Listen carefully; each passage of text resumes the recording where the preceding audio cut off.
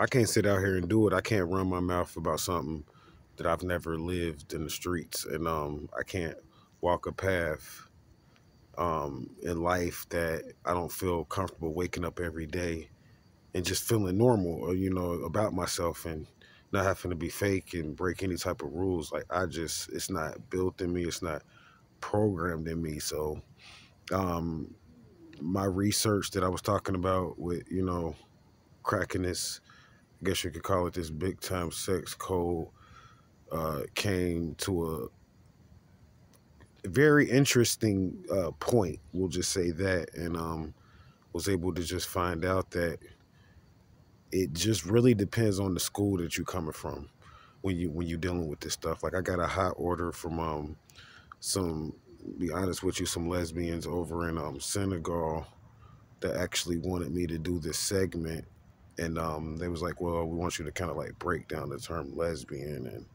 because when you talk about like fags and Illuminati and stuff like that, like, are you talking about like lesbians and Illuminati being, would that be considered like a fag, like, a lesbian? I'm like, based on the research, when that I've dealt with in Kemet, a lot of that research has led me to really come to a conclusion that the stuff about like fags and males doing all of this stuff is really just primitive sexual acts, based upon really how the male germ came into play anyway, like the Y chromosome and that whole story about how it was cloned from the X chromosome, which a lot of people still talk about. I mean, they don't want to believe it a lot of times, but I mean, in science, they actually like have proved that the Y has came from it was probably spliced from the X. So I mean, that's dealing with a defect anyway with males. So anything dealing with sex with males, this has to be taught according to Kemet, and that's when you get into the priesthood of men. What I was talking about earlier, when um, and you go into, it goes into a lot of stuff like finance, and you really find out what it is to be a man. They don't teach a lot of this stuff in the West, but you really find out like what it even really means to be a man, like for real. And you're like, well, I mean, a man is takes care of their family, stuff like that, but it's like a lot more to it, like the science of malehood and growing into certain levels of being a man, whether you 10, 20, 30, 40, 50, 60, 70. I mean, you got to remember in this priesthood, they considered like a lot of the kings were like 9, 10, 5, 6, 7, 8, 9, 10, 11, 12 years old. Then they would move into a different sector of society. So like a lot of stuff that you reading about with kings and queens in that society was dealing with children, essentially, what you would consider children. So like that's what led me to a lot of this research, and then going into this thing about lesbians. I mean, that's something separate, because that was actually a school dealing with I guess you can kind of say, when you find something and you cherish it, and it's not something that you could bring with you or move with you, and it's not like in your house, but you cherish it like a piece of land, essentially. So you come back to it, and you continue to like nourish it, like whether it's a garden or whatever it is, but anything like that's connected to the earth. And that's where the original school of lesbian came from. And it's not me promoting it or anything like that. It's just me going into what they wanted me to talk about.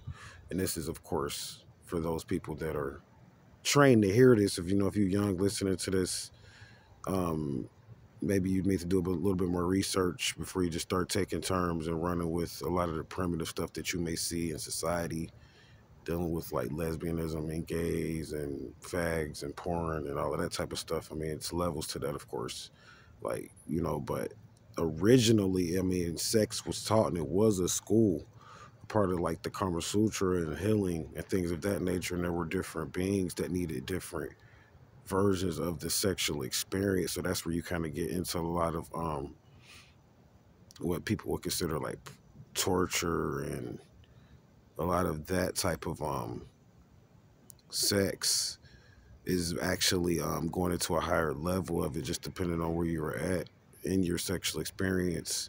And not saying for some people that would be just totally like out of order, just depending on type of being they are there, because then there's the making love aspect, of which a lot of the primitive sexual act people have no connection to, believe it or not. Like they don't know what it is to make love. So there's different levels to that, and then going in, and what that has to do with what I'm talking about is very key, because to get into this group, it's a reason why their sexuality is so important, because it's connected to money. And it's the three sixes, 666, which deals with sex, money, and religion, believe it or not. And if you can work these three sixes in a certain way, you could put a person up under severe control for life. You could put it beyond, let me take that back, not a person, but a society up under severe mind control in dealing with that particular aspect of the occult. So just something that I want to put out. I'm gonna go ahead and stop here because my time is running out. I could definitely talk about more, but definitely found a lot of this stuff that I'm talking about, beings that represent a lot of what I just talked about, from males that aren't putting their phallus into women, that are still sexually active through what I call the Lemurian process of eye, and what you may consider masturbation, eye and ear contact with the opposite sex, dealing with telepathy as well. I've discovered that in this particular experiment, and these groups and these people all are connected to finance, though, major finance. And the reason why they're doing this is not just to, it's not a religious purpose, it's a financial purpose, just put it that way, connecting to some of the stuff that we talked about earlier. So I know that these people exist now, for sure. I mean, even going into some people that are in prison, that some of the deeper level, I've met people that they let out of prison, they let them meet me, and then they got to go back in or whatever. But I've met people that could move stuff, that track UFOs, women that had so much control over their sexual energy to where they could probably take anything. I mean, they could take down a whole freaking secret agency. I've seen it done. And then they put these people like back into jail or whatever. So like these are like weapons, and people that know how to use their sexual energy as what I would call a weapon. And this is what a lot of wives, when you get into that terminology, which actually could be a male or female as well as lesbian, believe it or not. But that's a whole nother school. Again, if you're listening to this and you're not ready, do not try to play any of this out unless you got years under your belt. I'm saying that as a disclaimer. That's what I'm gonna start saying on a lot of the episodes that I deal with on this. But so yeah, that's just some of the stuff that we're gonna be talking and going in and out of, which I want to still go into the dollar and the currency, because it all ties in to the sexual energy. Because if you can control that, you can control money like clockwork, literally. There's so many like ways to do it or whatever, and they know this, and this is what, at the same time, why they put a lot of these children into child trafficking, because they know this is at the height of your sexual energy, of course, when you're a child world, for people that are untrained. But then they sometimes abduct people that are more trained, even when you get into the so-called elder years, because if you could control your sexual energy at that time, I mean, you're talking about doing tremendous things that people may not understand now, but like moving and healing people on a deep level from just about any sickness when you get into sexual energy on that level. So it was definitely something that the doctors and the medicinal medical industry will understand. I mean, that's why you see the snake, which represents the Kundalini. Sex is tied into the snake, period.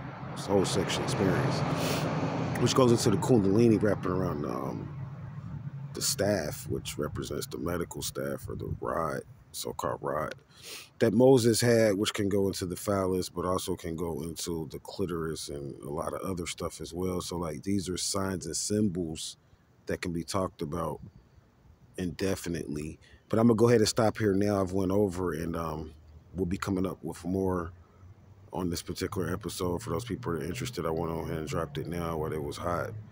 Some people over in Senegal and Africa, so that's kind of like black market episode, if you want to call it that.